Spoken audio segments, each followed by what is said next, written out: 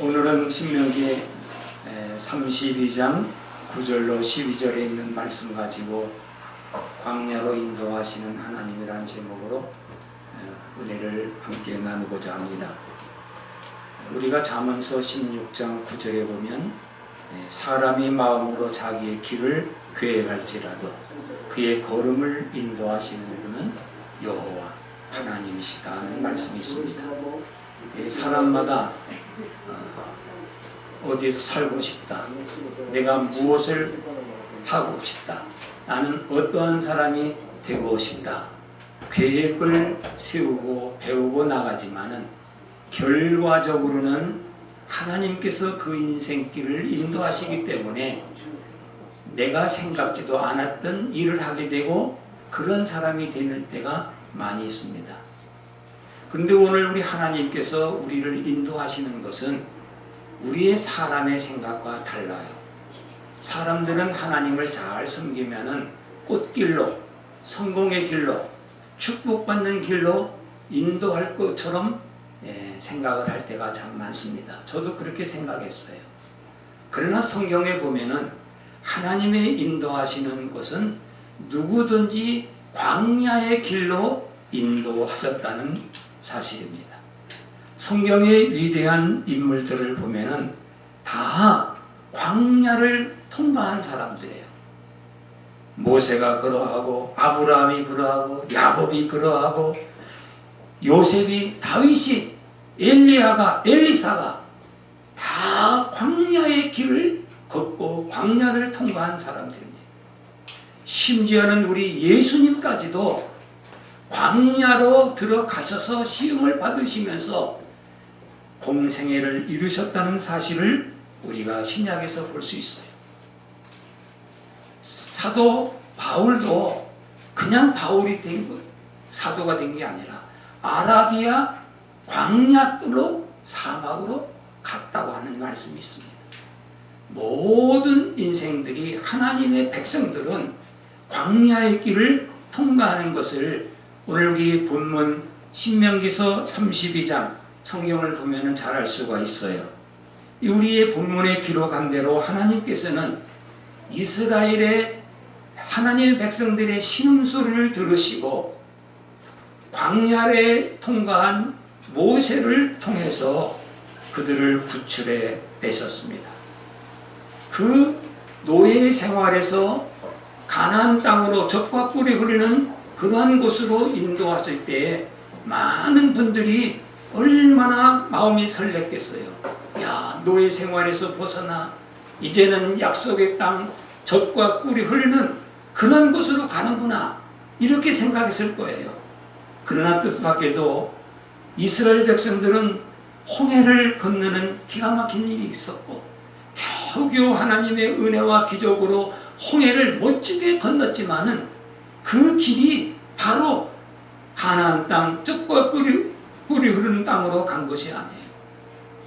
그들이 가고 이제는 갈 때에 이 신명기서 1장 40절에 보면은 하나님께서 이런 말씀을 하셨습니다. 그 길에서 회정해서 홍해길 광야로 들어가라, 이런 말씀을 하셨어요. 이 젖과 꿀이 흐르는 가나안에 가려고 하면은 이제는 한 3, 4일 넉넉 잡고 일주일이면 갈 수 있는 그 지름길을 두시고 하나님께서는 회정하여 돌이켜서, 오늘 우리 개정성에는 돌이켜서 광야길로 들어서라, 돌이켜라, 광야길로 가라고 주님이 말씀하셨어요. 이 영도자 모세는 그 말씀을 순종해서 광야길로 들어갔다, 이렇게 성경은 말씀하고 있습니다. 여러분, 우리가 가는 길이, 인생길이 내가 선택해서 가는 길 것처럼 보이지만은 하나님의 인도로 간다는 사실이에요. 특별히 구원받는 길은 우리 다원주의자들이 말하는 대로 내 생각대로 그냥 착하게 살아서 공자를 섬기든 석가모니를 섬기든 모하메스를 섬기든 잘 섬기면서 이 착한 일을 하면 결과적으로는 좋은 곳으로 가는 게 아니냐, 이렇게 생각하지만 성경은 그렇게 얘기하지 않습니다. 우리의 인생길은 하나님이 선택한 길이에요. 우리가 선택하는 것이 아니에요.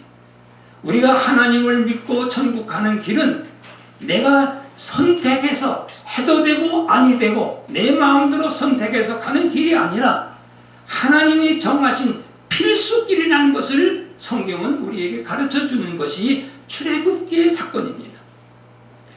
일주일이면 갈 수 있는 길 넉넉하고, 그럼에도 불구하고 하나님께서는 광야길로 들어서라. 그 광야길을 갔어요. 자그만 즉 어떻게 해요? 40년을 광야길을 헤매고 갔다는 사실입니다. 우리는 이걸 깊이 깨달아야 돼요. 왜 하나님께서는 이 광야길로 들어서라고 했는가?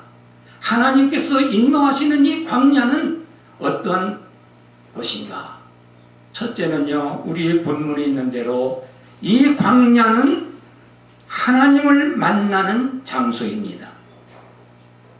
광야에서 하나님을 만난다는 사실이에요.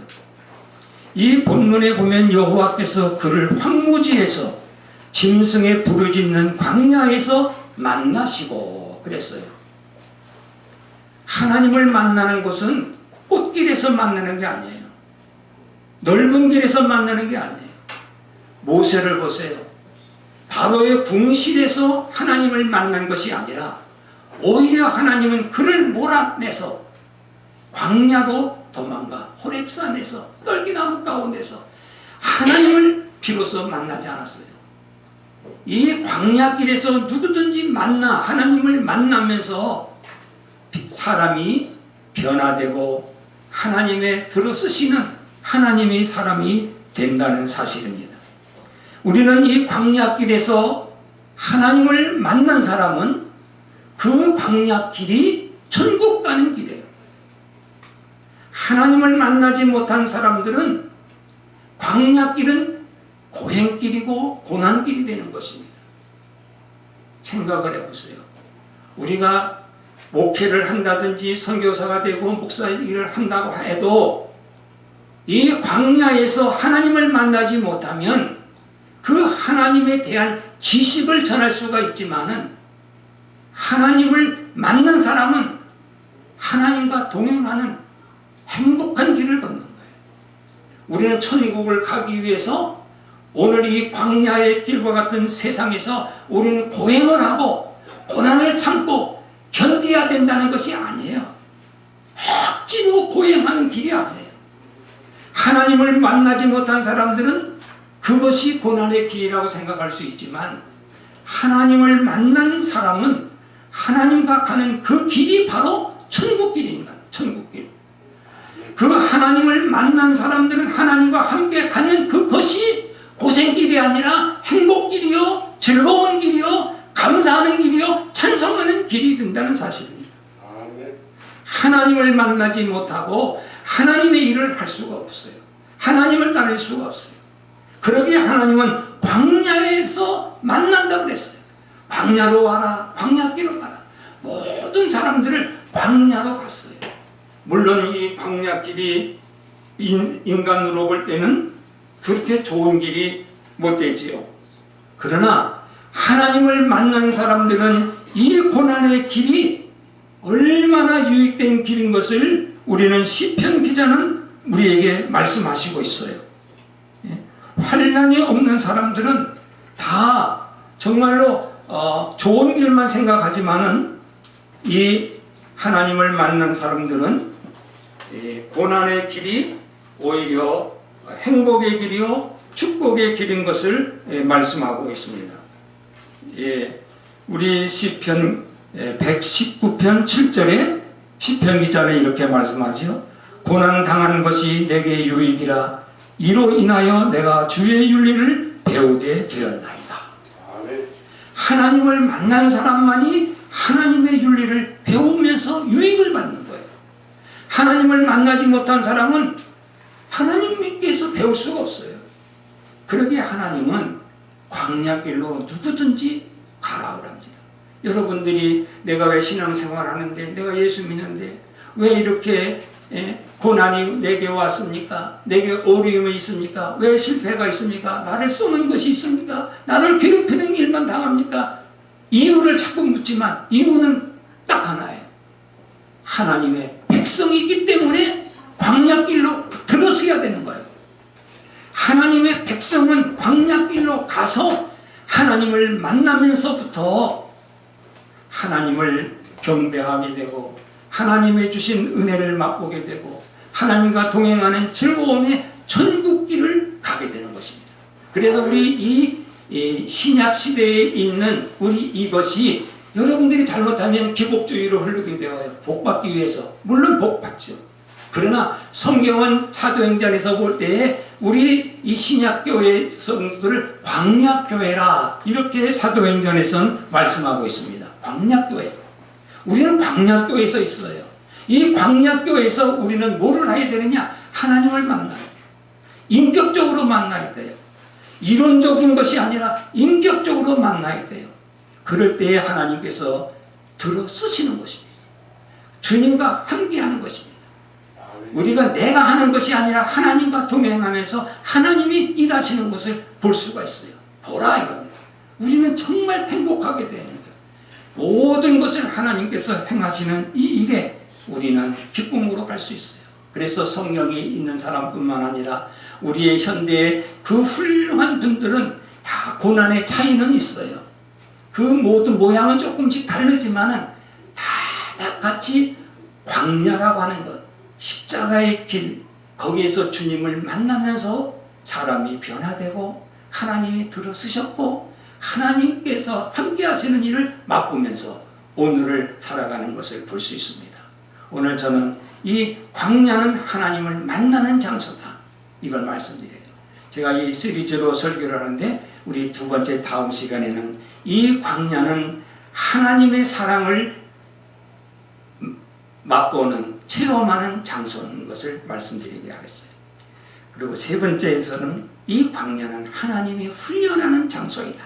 기대하시고 은혜를 받으시기를 부탁드립니다. 아멘.